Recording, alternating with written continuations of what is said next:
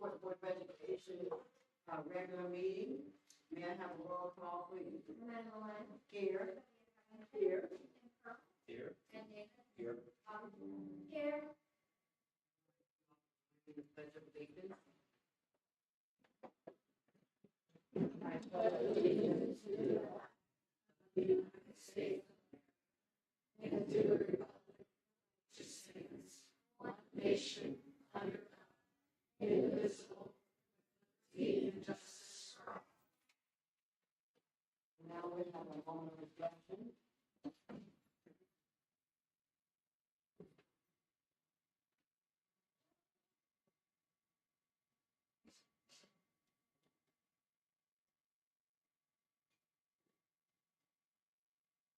All right.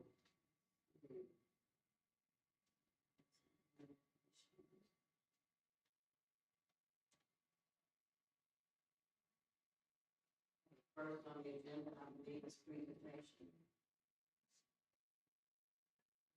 Yes, we have Mr. Tom Haggard here with Educating K1. We're going to send a check. Yeah.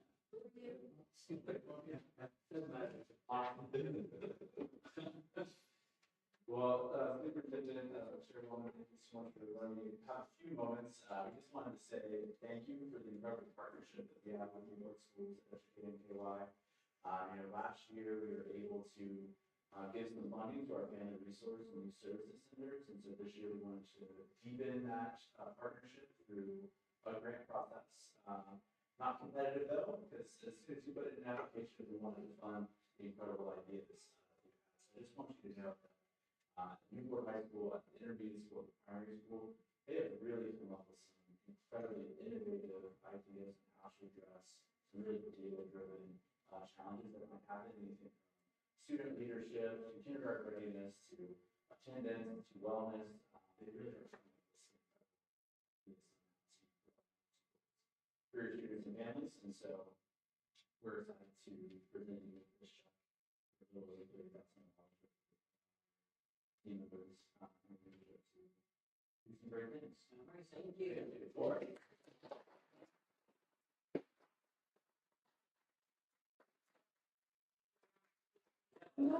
$30,800.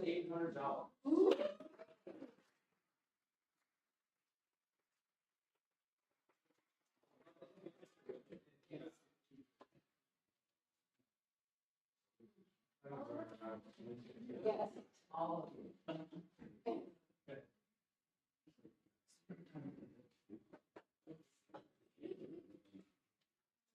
Yeah.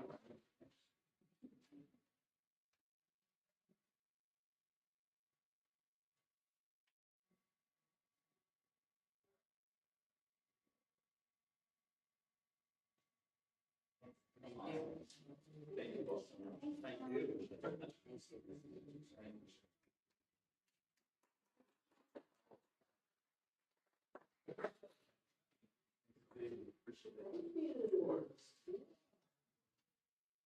Coming next time.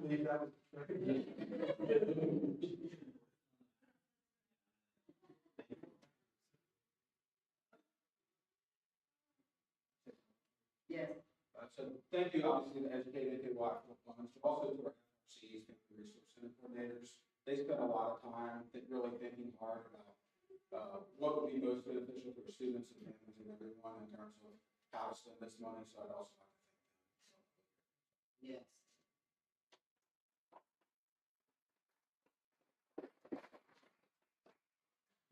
As I go to convince all of you, families, they're awesome. They work hard for our students and our families daily. And we appreciate everything that they do to help our students and families be successful. All right, next on the agenda. Yes, so we have our teacher and student of the month, and we'll start with the primary school. We have Ms. Keiki, right, we're going to present? Yes. Ms. Keiki is the counselor at the primary school Ms. Haynes out today. And so we can start with our student. Okay. Never, gentlemen. It's a privilege of filling in for our principal, Nicole Hayden. I'm here to be She couldn't be here today, but she said some words about Maverick. She said Maverick is a second grader at Newport Primary School, where he has attended since preschool. Maverick is being recognized as Student of the Month for his positive attitude, his kindness towards others, and consistent effort in class. He always tries his best, treats everyone with respect, and makes our classroom a happier place. Not only is he a role model in the class, but his willingness to lend a hand, combined with his respectful attitude and leadership capabilities, make him the perfect participant of our student ambassador groups. He's one of our student ambassadors. And so it's a joy having Maverick in class and at our school. Each and every person benefits from his presence. Congratulations.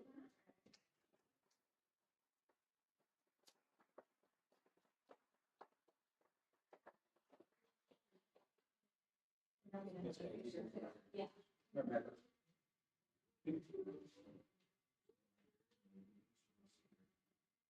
Congratulations. Thank you. You're such a great student.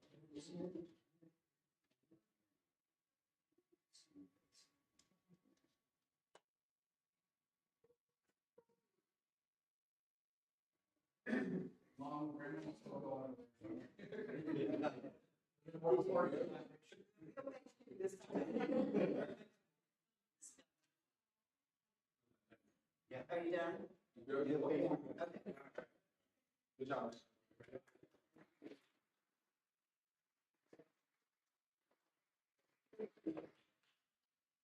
And Diane Shea is our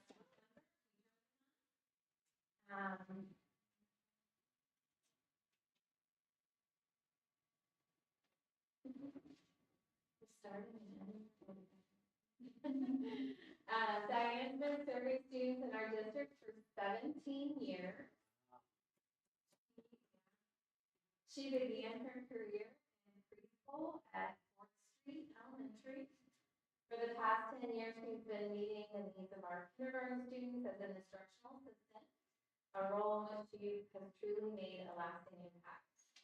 Diane regularly spends time in the classroom in the early mornings before her shift begins, and she often is still there after the school day ends, quietly preparing for the next day. Her commitment goes far beyond those required. The support Diane provides to our students is nothing short of incredible. She has an innate ability to anticipate the needs of both students and staff, always seeming to know exactly what's needed and when. Her calm, steady presence helps create an environment where students feel safe, supported, and ready to learn. We're so glad and grateful to have her, all of her years of service, her dedication, and the compassion that she brings to our school and community every day.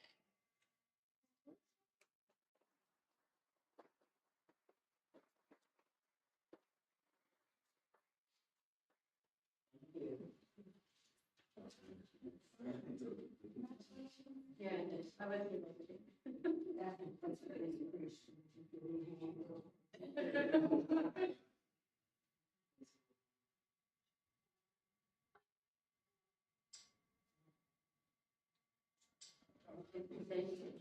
really Next, we have Dr. Washington with the Media School. Will you just everyone else? Yes.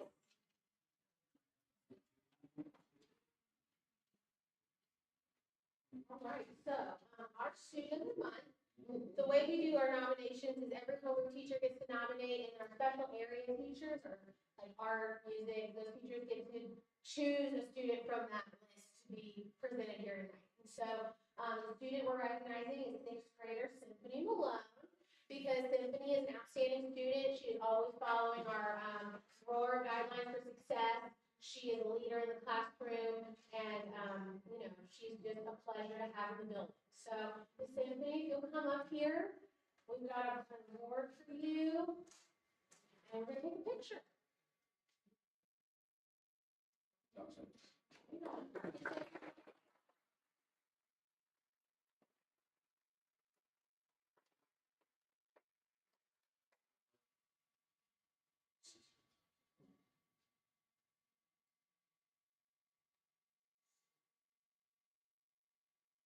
And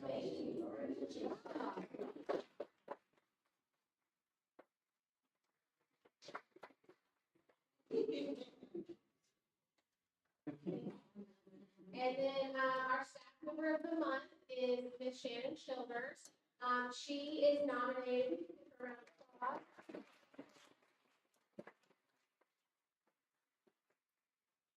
Teachers of the month are nominated by their peers. And so I'm gonna read what, this peer said about Ms. Childers. And why, she was awarded this month. So, it says Ms. Childers is a great utility player. She's so helpful. She jumps in to do whatever she can, wherever she can, and is a great resource. She has been such a great help with the after-school program by filling in when someone is absent, sometimes on very short notice. She sorted out our win group based on my ready test and has shared several resources with me to support my students and their academic achievement. I'm so thankful for her. So.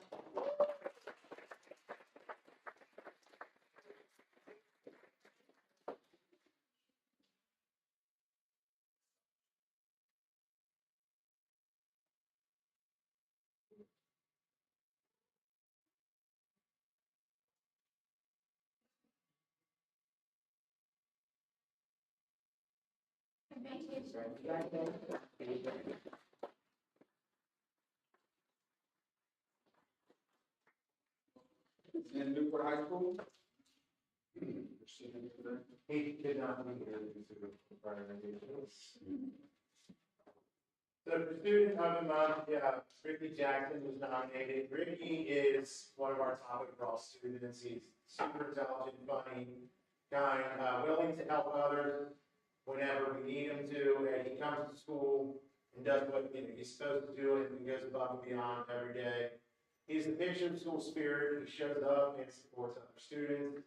He has big dreams and big goals. He is currently in the pre-admission process to NYU. And he is, again,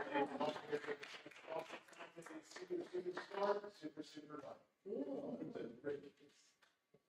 Our staff member of the month is Mr. Tommy Thompson.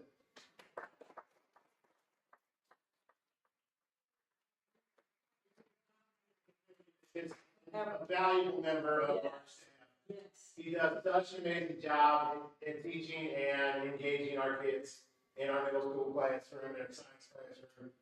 And as one of our veteran teachers, he's been an ally to a lot of our new teachers, helping them answer questions, stress concerns, ideas, all of the things that you want in a staff member. He has stepped up and stepped in to help when we didn't have a second science teacher to help lighten the load for a sub and get things across to kids and make sure they're learning as well.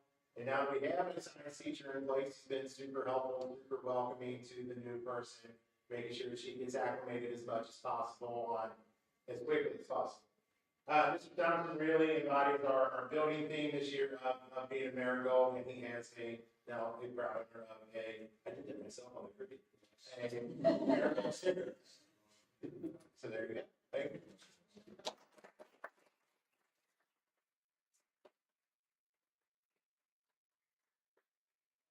Wilson. Pick it up.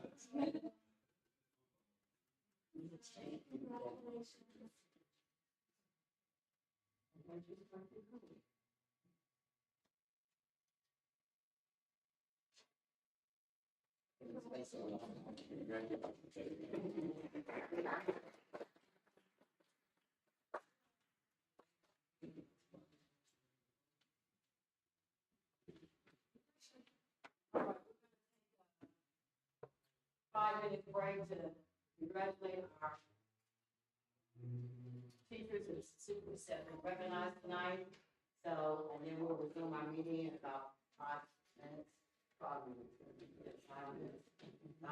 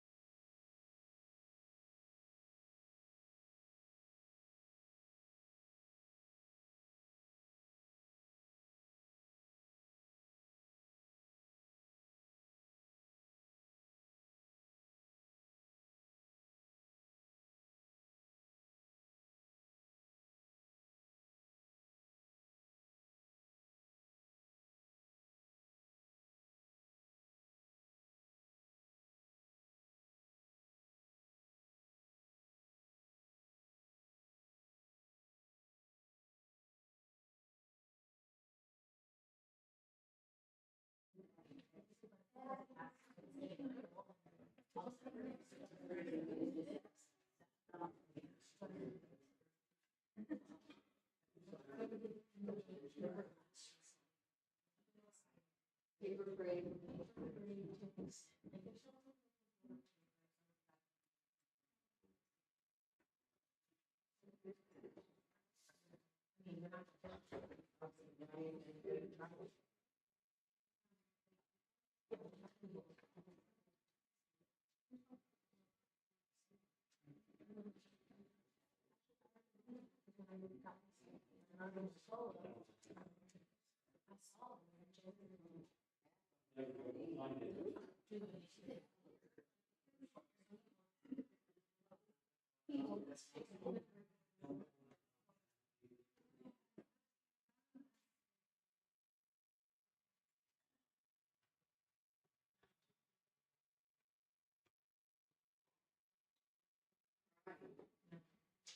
So the meeting.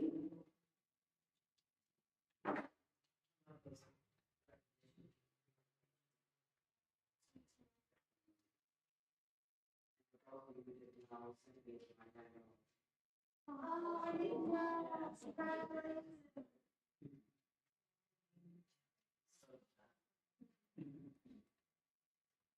The other one is totally different, so. Yeah. She's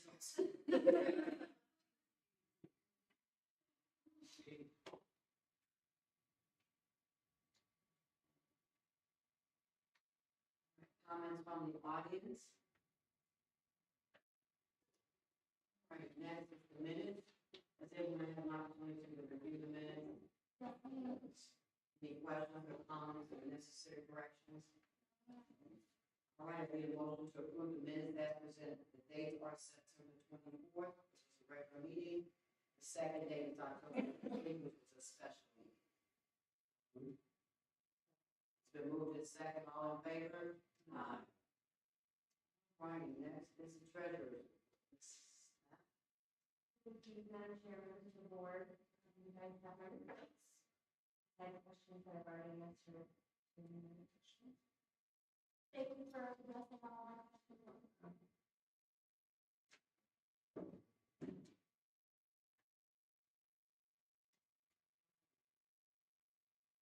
So, with all the questions answered, are we ready to take the vote to accept the bank reconciliation statement of audit and to pay the invoices for the month of September? Right, we need a motion to accept the bank reconciliation statement of audit and to pay the invoices. So moved. Moved in second. Second. Was you and Sylvia? Oh, did it. I'll That's second. take two. I'm sure Kim voted in. All in favor? Aye.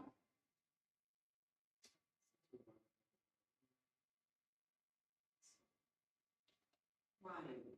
The other documents that we received from Ms. Matt is for information only, no action taken. Any questions regarding the attachments, the administrative expenses, the MasterCard, and the balance sheet, or the monthly financial report? No, ma'am. Very good, very good. Next is student learning and support services. Mr. Atkins. Good evening, Madam Chair, members of the board. I've attached my meeting, but also take a few minutes to share some of the updates. And that is absolutely hard work, not just mine. But first, I'm happy to report that the new concession stand in the restrooms at the stadium had passed.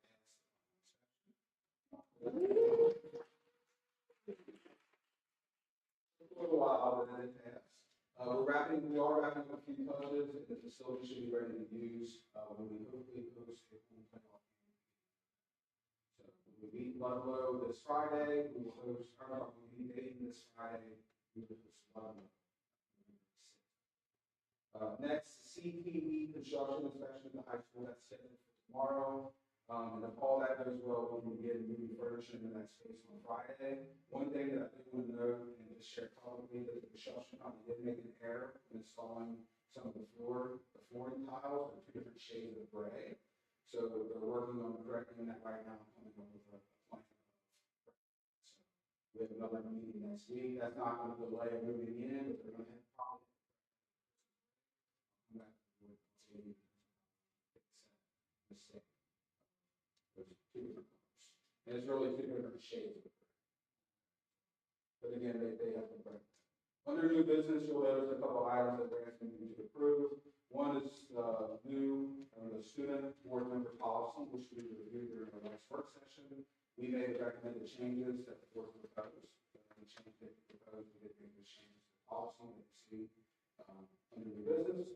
The second item is a change order that we also discussed in the last work session. It's for the gutter guards and the L-shaped fencing that will run along the concrete area, and that's really for safety. And we're going to anyone who want to up into the hill and anyone who want to go. So really, kind of things that good concession. And I also want to add, we still have a very large contingency of $80,000 left in that concession.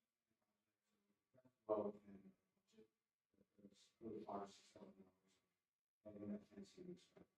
Those guys are really important because I'm sure you're going to have those. I'm also asking to approve the transportation services agreement with Sheriff Mr. Bolger. Earlier in the week, he reviewed this agreement. This agreement essentially states that the district will transport preschool children from Newport Head Start to Newport Primary School Monday through Thursday, so they can go to Head Start in the morning. We'll just pick them up midday and then take them to the primary school again. This is really good for kids because they get it's good. It's a good agreement. It just outlines what Head Start will do and what. So this is new now. We've always had kids that have gone to daycare in the morning and come to us. This outlines the.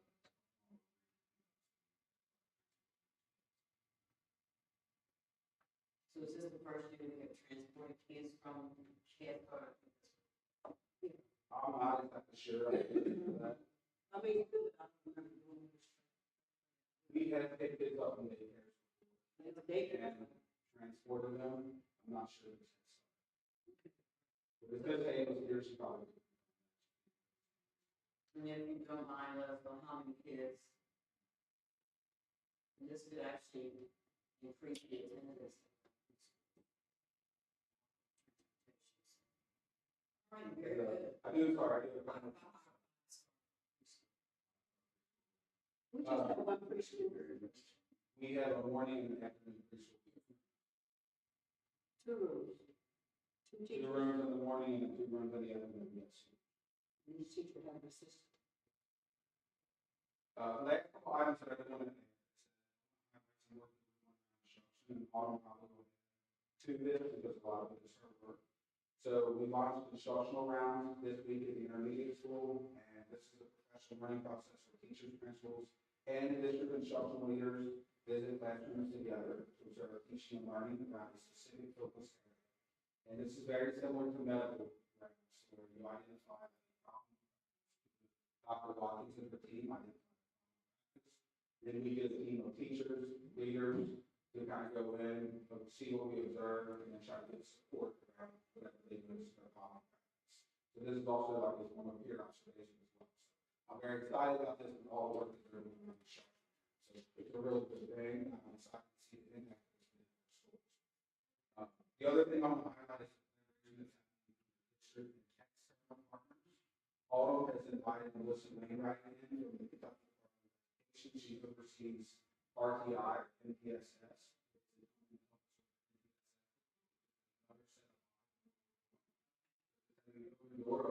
Here's what we're doing, here's what we're working on.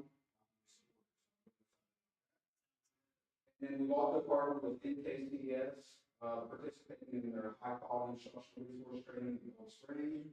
And NKCDS will actually visit the intermediate school on November 11th to provide us with instructional coaching at no cost to the district. So they're going to push into the building, observe the classroom, and then provide us with some coaching. That's really what we want. Okay. NKCS. Northern Kentucky Cooperative Extension Services. Thank you. So But again, I'm proud of all the progress we made, a lot of work to do, but we are. I love that you're being innovative and doing things outside the box, so we can get different outcomes. A lot of this, all the things that we're going to share some of this. With the instructional leadership, how well has that been accepted? I think it's gone very well, but I'll let them speak to it. Overwhelmingly positive. We had a meeting, everyone felt empowered and excited. And I want to speak to that. I actually took the high school for the college and military division. And we was very excited about the collaboration that we're doing with these district office. We said that you all are in the building regularly, and it's more of a collaboration, and this is how we're going to do it. And so they were very positive feedback, very positive feedback. So I just want to say it's good to hear that anti-collaboration is going on in the buildings. So thank you. Can I ask a question about the whole business? I'm sorry about that. New business. The legal status of the board policy, student representative. I'm just wondering why on page 2 it was that intention? I did not see it. Can you want to ask me that? I don't believe it should say Boy Scouts. Page 2. Yes. It does. Yeah, It must have been there because they would change the student rep. I think what it is, I mean, I bet in years ago, the Boy Scouts must use the facility, so when they did the policy, they just threw them in, and then other than, I mean, I don't even know if the Boy Scouts use the facility to speak to them. So you might want to, can this be a change, you just say, designated youth groups. Obviously, you can set the but yeah, I'm pretty certain, I think Sylvia's not probably used, so they threw them in there. I don't know why we could shout out to the Boy Scouts. Because I believe probably when this was written, I would assume the fact that Boy Scouts and they met at the Salvation Army. So we need to just. I mean, the other designate is gonna, my view would be, if we're interpreting, it would be any, you say other designated youth groups, it'd be anything similar to Boys, Yeah. basically any youth organization. Right. It's who we're gonna use it. We have to take action on it. We take action to approve stuff. This is just saying we don't we don't say, we agree with this group's policies, we don't agree with that. So essentially, we look and make sure that it's a legit organization, that it's, obviously, it has been used, somebody comes in and wants to do gambling or something. It's gonna be hard to know on that. Age restricted. And this is the first reading of the policy. But yeah, And there may be a real old policy. I think Girl Scouts and Cub Scouts, maybe many years ago. And we used the building with the agreement with the Board of Education. So this policy may have gone back some years ago, we updated, because I was Girl Scout for like 12 years. And Cub Scouts, so this could be a very, very old policy pertaining to that. Yeah, I mean, we can just put in, there's no problem just saying designated youth groups. Obviously you all would put Boy Scouts. Brownies. Just wondering, we say, they pull some information. Where you at? You're talking about the bottom where it says. Is that what you're talking about? Your references? Oh, no. No, No, this in the is first paragraph. Second paragraph. first. So basically, what the second part is about, basically the Title IX coordinator, Section 504, is given to employees. So essentially, that's just saying, so if employees saw that there was discrimination happening in the district, they know who to go to report something.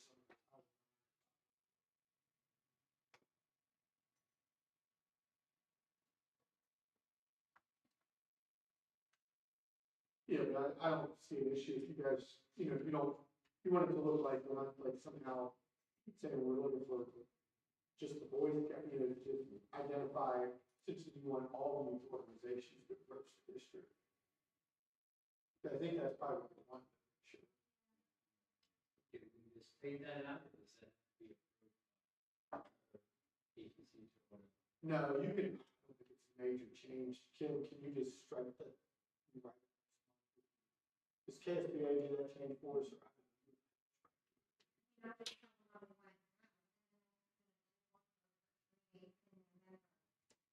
I would just put it through this, I think you just strike it, just put, you know, equal access to facilities for designated youth groups, I think.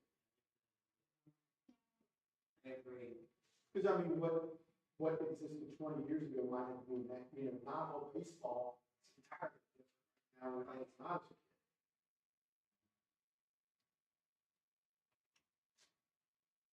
Right. That was all I had. Going back to student learning and support services, next up we have the curriculum department.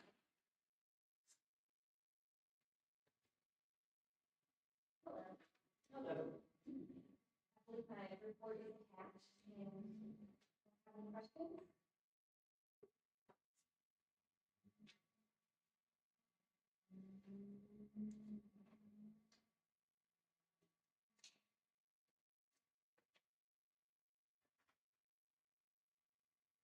So how many instructional coaches are in each school? One. Each school has one instructional.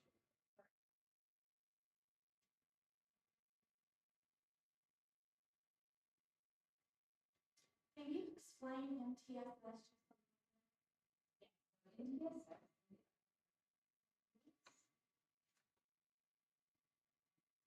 That is a system of making sure that all students get what they need to succeed educationally. So it's, a lot of times we'll see it shaped like a triangle, and it will say like about 80% of students should be successful in the tier 1 curriculum. That is the curriculum that the teacher provides to everybody. It's kind of we all get. There will be about 15% of students who will need a little extra help generally. That can be provided by the teacher. It's a lot of times reviewing what you've already learned, or sometimes a few skills back that you need to go. And there's about typically 5% of students who should need tier 3 services. Those are students who have foundational needs that are far behind where you are in class. So the whole purpose of it too is that if you are a student requiring tier 3 services, you're not missing out on tier 1 instruction or tier 2 review as well. You're getting all of those 3 tiers. Okay, thank you. You're welcome. And I'm just going to add, it also goes with behavior, which is really interesting. How does it work with the? So for in the primary school, which is where I have the most experience, they have a tier 1 morning meeting where they have teachers that can provide professional learning on how to guide a morning meeting using the zones of regulation. So that is their strategy to teach kids how to understand their emotions and how they can use their coping strategies. If a student is struggling in school behaviorally, they'll receive a tier 2 intervention on top of it. One of the most popular ones is a check-in, check-out. So I have a student every morning I would go to, we would make a goal for the day based on a chart. And then at the end of the day, we would check out to see how that student did. If the student is still really struggling after that, the student would still receive the morning meeting and the check-in, check-out, but they might have individual or small group sessions with the counselor or another behavior interventionist. You're welcome.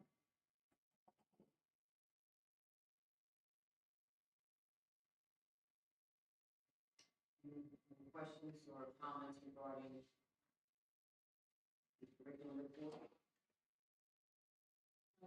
You still haven't filled that position yet, or you have, it's still open?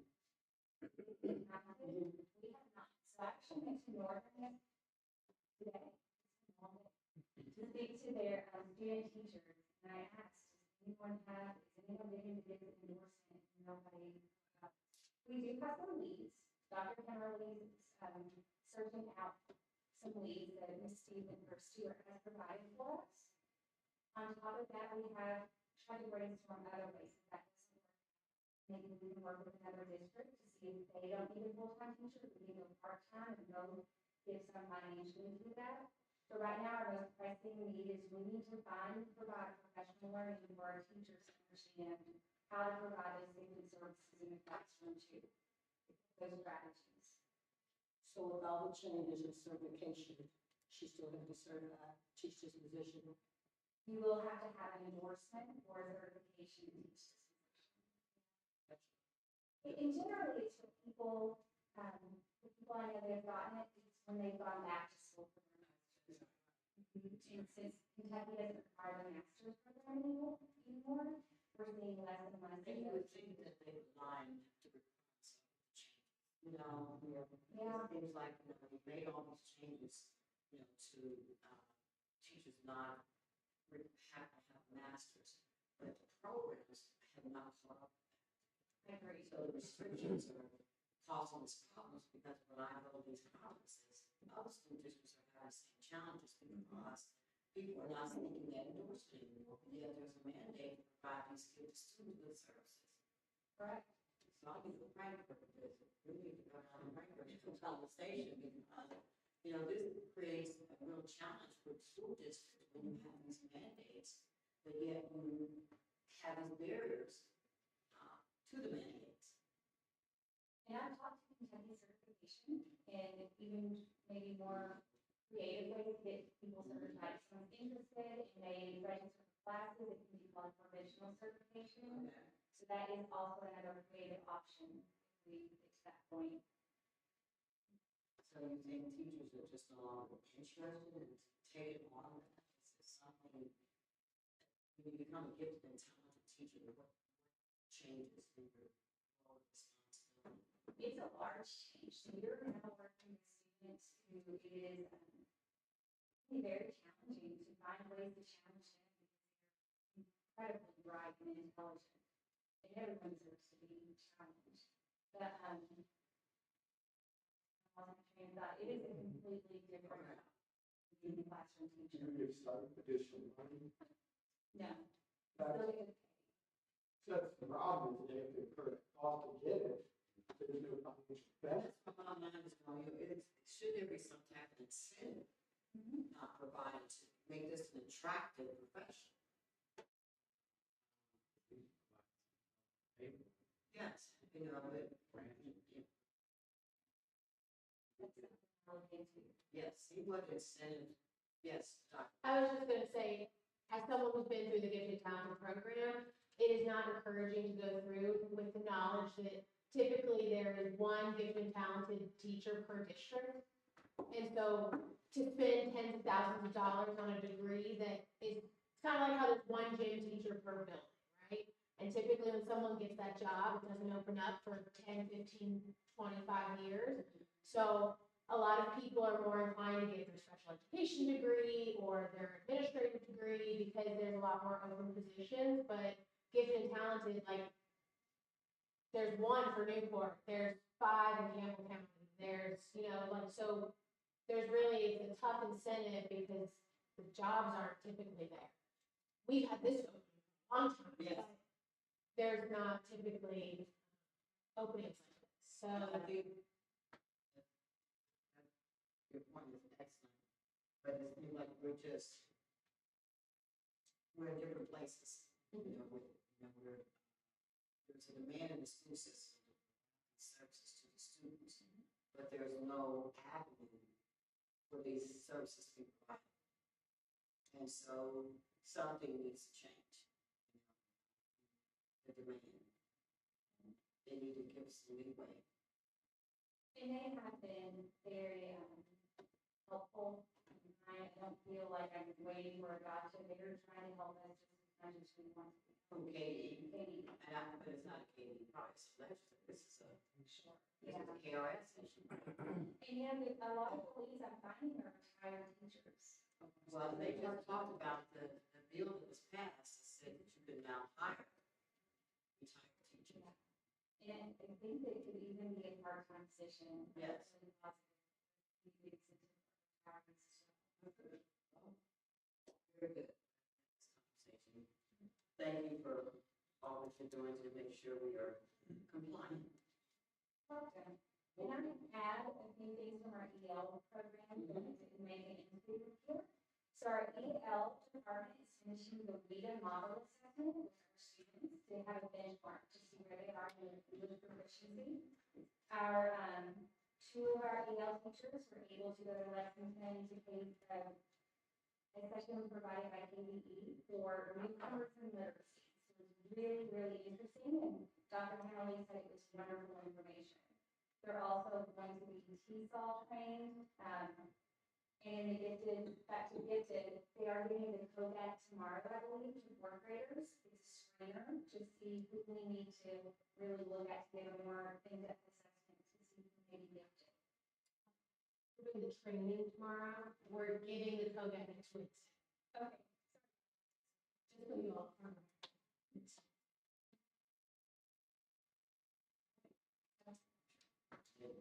You all are very busy. Yeah. It's patient with us, but I know it's rough. Again, we appreciate it.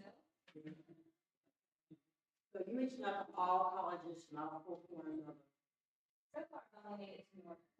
I've emailed several more. I would like to make it up to colleges, Ohio, South Thomas More, and all the regional colleges as well. So far, Northern is first.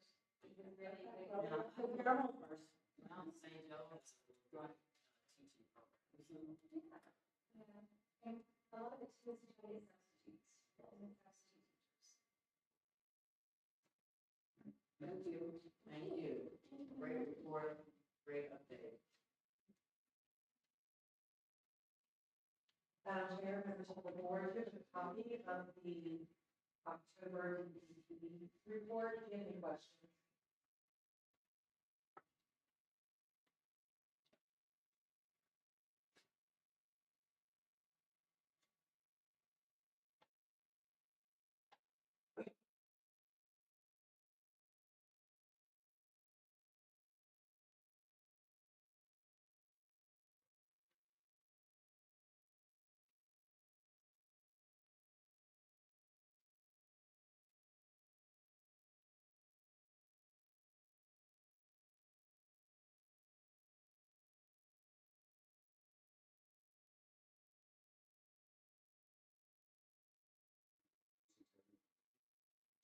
Absolutely. Everyone in the schools, all the students, Yes.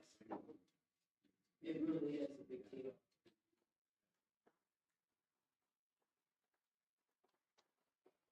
These spots, let's be spots all over what's going on in the schools. Today, I believe the high school had the highest attendance. And of course, always check that daily dashboard, we update that at 10 o'clock. Yeah, so that's the daily, maybe it's not that daily email too. But I will just speak with the high school again. For students month 1 and 2, this is the highest attendance that they had. So you can look, we actually have the same track back. When Colonel Wills was here, we did check, went back to 2 or 3 DPPs before him. So this is the highest attendance rating that the high school has had. And also, we normally talk about the intermediate school heritage, but I also want to shout out to the primary school. So they've had 2 strong starting their months. You'll see that the 92.28 and the 96.28 and 96.18. And when you think about kindergarten and first grade and second grade, first time in school, illnesses, first time in school learning and procedures. even if they've attended preschool, just really working on those transitions. But that's not just a Newport specific thing, that is something that you'll see nationally across the bigger trends. High school, regardless of where you are, normally has the lowest attendance. And our high school administration has been working diligently. The kids are very vocal. That's a place that they want to be, and they feel like they're being treated fairly and equally, and that is resulting in higher attendance. So let's keep that. I just saw something today that Cincinnati school attendance is so bad that they're bringing Naples players in to go to school. Yes, we reached out to them a few years ago. Didn't get any feedback during the time, so we'll keep trying. I will say one of our biggest issues is really, and that is where the students go under the school day to medical appointments, therapy appointments, and things like that. So we continue to send out messaging to our local staff and to our students, letting them know that we also offer our services here at school. So that is one of the biggest indicators that we're seeing right now. So there's 156. We track reasons for withdrawing, and some of them they move or whatever. Right, so every withdrawal is coded. So there are probably 20 different codes that we use, and we have to ensure the correct code. Most of these are, let's say there are 14 of those students actually transferred within the district. So it could be anything from a student transferring from high school to SY and SY to high school. It can also be where maybe a student completed summer school, they were on a retaining list, and then we were able to transfer them to other grade. Those 142 other withdrawals that you're seeing, those are students that on the first day of school were no-shows because they had actually enrolled into 2 other districts. So that's where that's coming from. And that's important information because we have just switched growth factor to see where we are on our trend for our superintendent annual attendance report at the end of the year. That's where your seat funding is coming from. So we track all of the enrollments and withdrawals of different types, make sure that those are all balanced, and just kind of gives us an idea where we are as compared to last year and where we would need to be to receive additional funding. One thing I was thinking about was withdrawals. Somebody moves, you can think about that. Say there's 1 or 2 top reasons that people are withdrawing, things we can control. We could look at, okay, maybe what can we do that, that particular thing, what can we do better to maybe keep some of those kids in the school? Absolutely. And most of these are, and I have to go back and pull all of them, that they're coming out with the same code pretty consistently, and it's because their families are moving. And that is an area that we want to continue addressing. You'll notice that the non-resident percentage actually increased in attendance month 2. And the primary reason for that is because those families may have lived out of district, were approved as non-residents, and then down housing in Newport, so then they are no longer non-residents.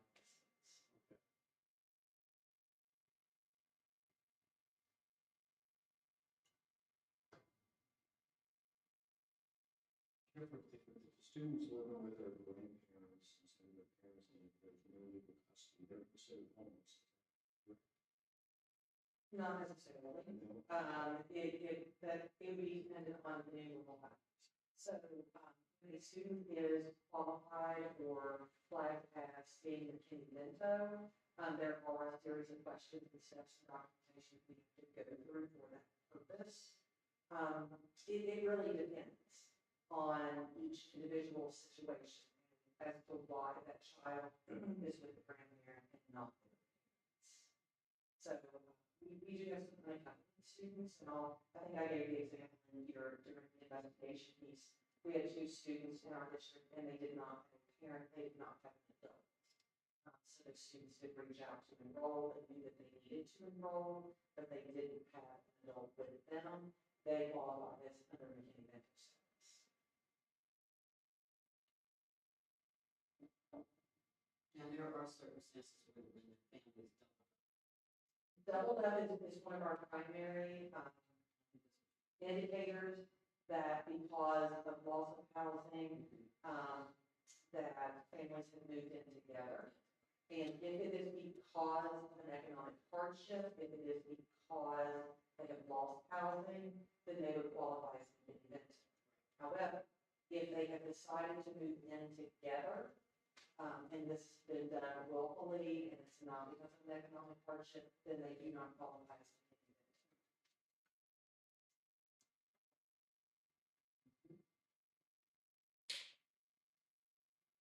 Thank you. Any more questions? Thanks so much. Right, special education. Good evening. I'm Jefferson, I'm the floor. You have my report. Do you have any?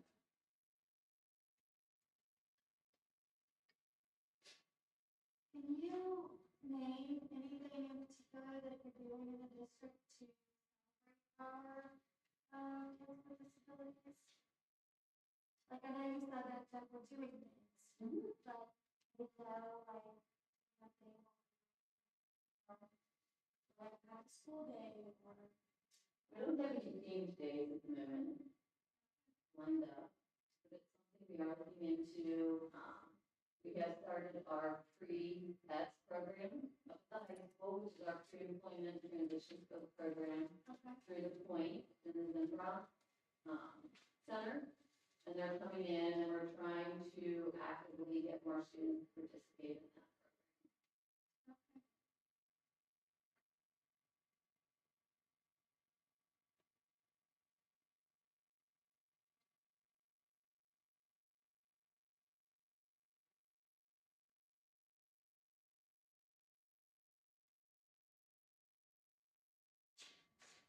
Any more questions for Dina? Thank you so much.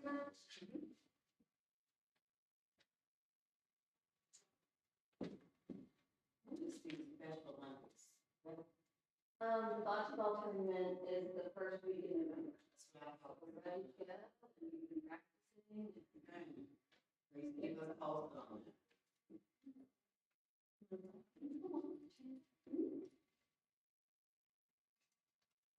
Lord, technology. Yeah, I'm sure members of the board have status update on some of the technology items we've on, specifically, after we're at our these devices and kind of a refresh of the annual updates that we provide that cybersecurity. And under new business, with what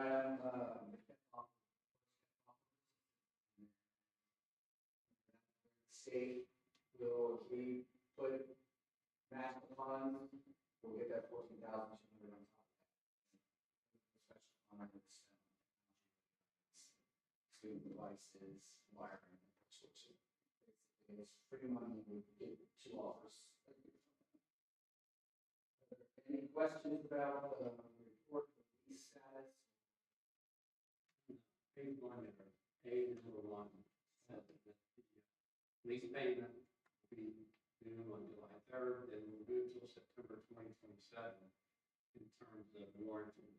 Correct.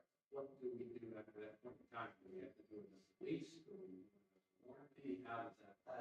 In the past, what we've done is it is, and sell it off to a reseller in bulk and enter into a lease or a purchase. That's especially with student devices. They've got to be under warranty or will be broke super quick. How old would it be? They would be 4 years old. Max will hold up pretty well. 4 years, especially with mobile devices, batteries start to wind down, and then obviously there are third parties out there, but we can try to buy additional extended warranty on top of that. Usually they're stuck in the middle.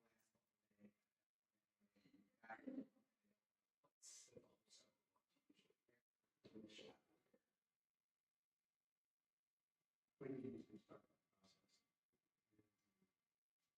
We would have to, since we got, we're good to the next one, we're probably start looking at, our enrollment numbers and what gets now, how many devices we think we need. We have to add in a little bit in case she gets to grow, or in case, you know, you have to count some law. Every district tries to grow a kid moves to Borneo and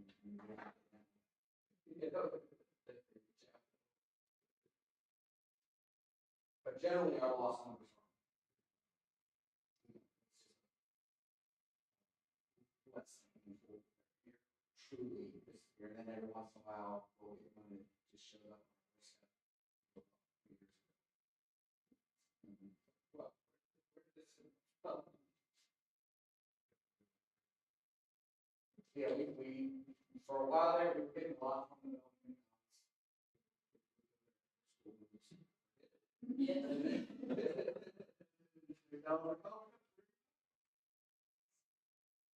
We still have labs in the school, big labs in the schools. Generally not so much. There's one that's kind of Asian out primary school that they use mostly during the houses. On Daisy does have a record card site. Everything else. So those rooms are not equipped with the technology and computers no more. No, it's not with the rows of computers like we used to. Is it feasible to have a lab, or are we good the way it is? There's less and less demand in this one because of the students all. And they take them class. Yeah.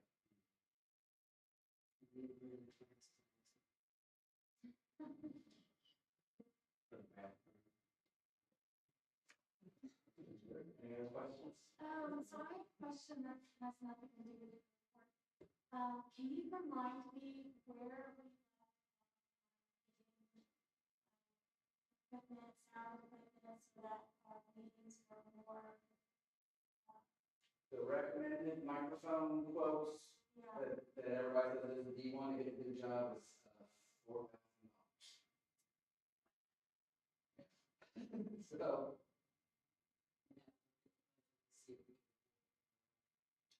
Yeah, Definitely part of the technology. I prioritize more student stuff over that, but we can look at that 4,000. Change. Now, those microphones will be portable, so that when we have the larger meetings that we have to move upstairs, or we have to move the cafeteria, they would follow the camera around, because if you remember this summer when we had higher attendance meetings, we had to plug into the wall wired microphone, and the meeting was full, and we had to try to run microphones upstairs, so that could alleviate that.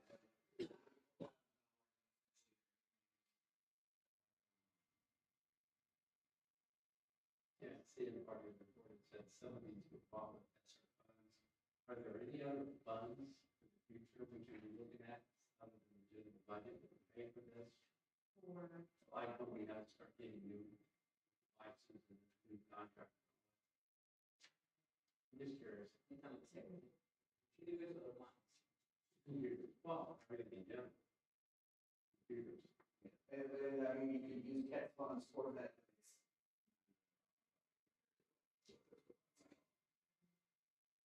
And again, it's a lot of computer, in a lot of cases. That's what the state is.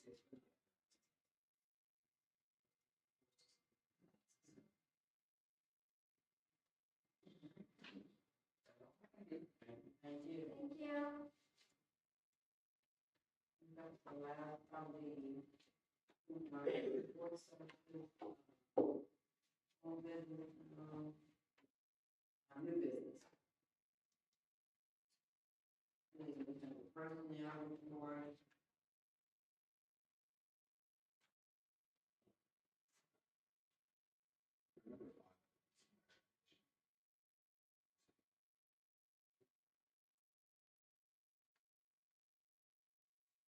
So the Head Start is federally funded, it's federally funded, and the organization requires an agreement, the daycare is not the same. arrangements where they take care of students that don't have families.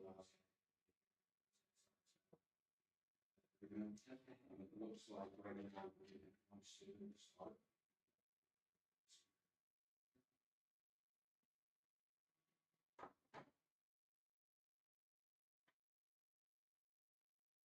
And we have, now the first reading of the KSB policy deals with that.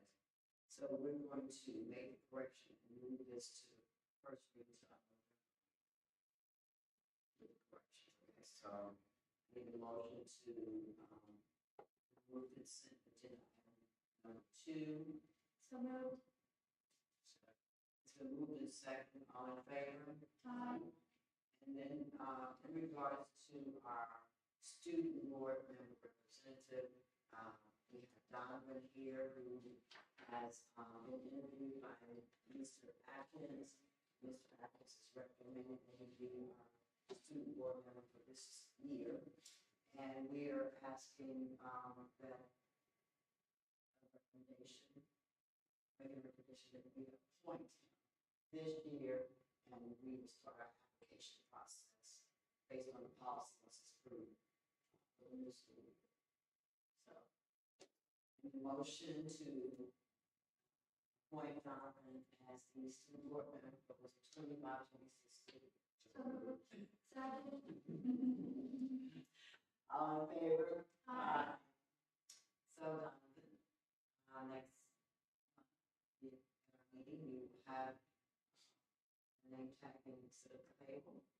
I will meet with you as though Mr. Atkins, coach you, tell you, and share with you what your roles and responsibilities will be, and the expectation for you to be at the meetings. But you will technically be the voice for the students. I'm sure Mr. Wilson has no objection to you being the student board member. But we're looking forward to working with you. It's always a pleasure to see you and talk with you. So I think this is a good thing for you to have such a bright and capable young man to represent the students at this meeting. Congratulations.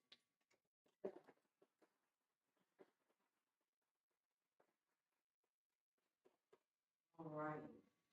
So, let's see. So we're going to do any questions on the CAT's offer of the transportation agreement, for the surplus items on the water damage? I guess a lot of these things were, video was outdated. So, let's see. All right.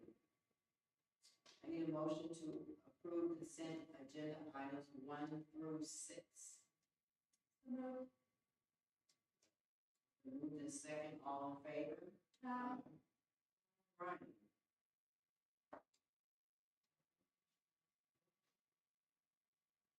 Board comments? Thank you, everyone, for everything you're doing. Yeah. It's appreciated. I want to say one thing we had tonight, we had a student of the month, Mr. Ricky Jackson, who was awarded the student of the month. This is the second time. He was last year as well. And he's unable to attend tonight as he was unable to attend last time. But I want Mr. Jackson to understand and to all students, this is a very important achievement, and he is doing this as someone who, I know that he has a job that he does in the evenings. He still attends school. He's got very good attendance. His attendance is at the top. And, it's an amazing achievement. And I just want to say to Mr. Jackson, and he is also going to be the lead in the play that will be coming up in December. He will be George Bailey. They're going to do It's a Wonderful Life. And he is in a very difficult part. He's the absolute main character in the play, and it's a very difficult thing he's going through, but all the while he's still maintaining student. Yeah.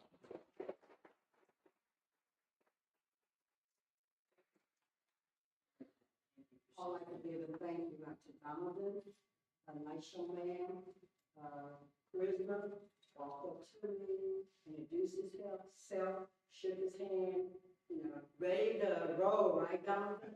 And that was very nice of you to do that. I can tell that you're excited. I can tell you're good, stand in for students in high school, and we're here for you. We love, as Ms. Ramona says, growing our young people. We want to grow you, Donovan. So again, Thank you all for everything you're doing. Yes, we appreciate you. Yes. Appreciate you. We appreciate all that you're doing, the culture and the changes that y'all are making. We know you're working hard and we're working hard for less. So we don't want you to think that we are not aware that you're working and you're making it work with less. We appreciate that. We want to let you know we are not. So we're still having conversations with the finance officer. We're watching the budget and being very careful with the money. And as we continue to be careful with the money and save, we'll get through this and we'll be able to add staff as we get more financially sound. But we appreciate you all and the to continue to operate the school in excellence. That's the key. We are operating in excellence, regardless of the challenges. We appreciate it. So I have.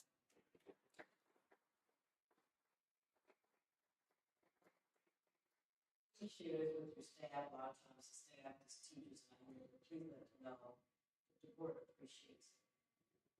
Check in with Mr.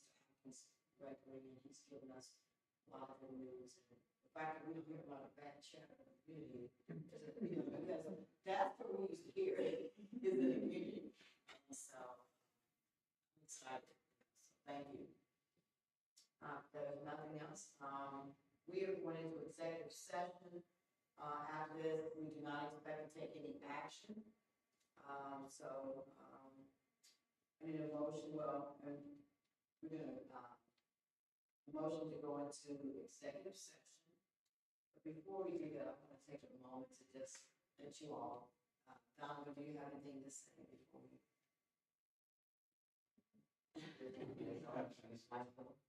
Daughter, part of Newport schools my entire life. I attended preschool on 4th Street. Newport Primary. I went to the intermediate school. I attend the high school now. I'm also a YSA student, so I take full-time classes at Northern University, where I actually been published in some journals. I'm on the presidential honor roll, and I'm also a gifted student. I think I'm the. So I've been thinking about talking about gifted, talented. It is really hard trying to find a gifted teacher. I'm still in contact with the former gifted teachers who now teaches at Pendleton County. And I know it is a struggle, how you have to have a master who tell us about it, how she had to get certified, all these things, and those things cost money. And when we have to do the job of being a coordinator and being a teacher at 3 different schools, it is hard, and you're not getting the extra pay. And she would tell us about how sometimes she felt like she was alone doing the job, and felt like she had support. And I can see how that doesn't really attract, young educators who want to come and do the job of basically 3 people for the pay of 1. And I can really see how that does affect students, especially if the kids aren't getting identified, they aren't getting their resources. And since we don't have one, the kids who are identified, they aren't getting the resources that they're required to receive, like gifted. And I'm hoping we're able to find one, because while she was here, I really enjoyed the access to the resources that we were able to access. I remember we would attend math competition, we did Dream Fest, conventions at Northern, a lot of math competitions I did with Daughter 3, where we were actually successful, a lot of them, and having this opportunity of seeing what's out there, career preparation and getting ready for higher education. And yeah, Thank you. Thank you so much. Thank you. Yes, welcome. All right. Okay, well, now we need a motion to go into executive session. So moved. It's been moved in second, all in favor? Again, we'll be going into executive session. Discuss property. We do not expect any actions. Wait for us.